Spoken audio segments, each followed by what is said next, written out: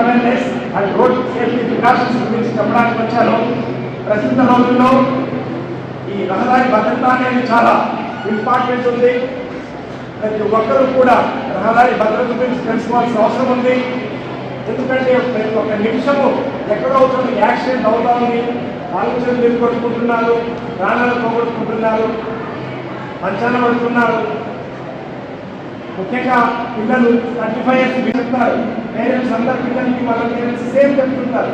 కానీ వాటిలో వాడు తప్పు తెలుసుకోవడం లేదు, వాడు రూల్ తెలుసుకోవడం లేదు, నా మార్గం ఏమి, నా రెస్పాన్సిబిలిటీ ఏమి తెలుసుకోవడం లేదు.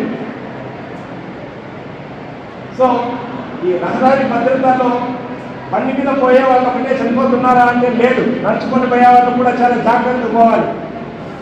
కారణం ఏమంటే ఈ ర్యాష్ డ్రైవింగ్ కానీ నెగ్లిజెన్స్ డ్రైవింగ్ కానీ ఈ మధ్య మనం హైదరాబాద్లో చూసాం కదా, టీవీలోనే వచ్చింది న్యూస్లో. ఆమె ఓవర్టేక్ చేసింది, ఇన్ఎక్స్పీరియన్స్ యాక్సిడెంట్.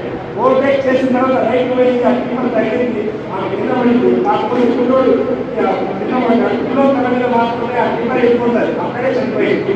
పిల్లోడు అక్కడే చనిపోయాడు. ఆమె ఒప్పుకుంటా ఉంది, అందరూ పంపిణీ వస్తున్నారు, కనీసం ఎవరైనా ఒకరన్నా ఆమె ఎవరు చేయడం లేదు. కారణం ఏమంటే భాగవతం వెళ్ళిపోతా ఉంది. సెల్ఫిష్. మీరు నలుగురు కూర్చున్నా కూడా వారి సమస్యలు మీ సమస్యలు డిస్కషన్ చేసే పరిస్థితి లేదు.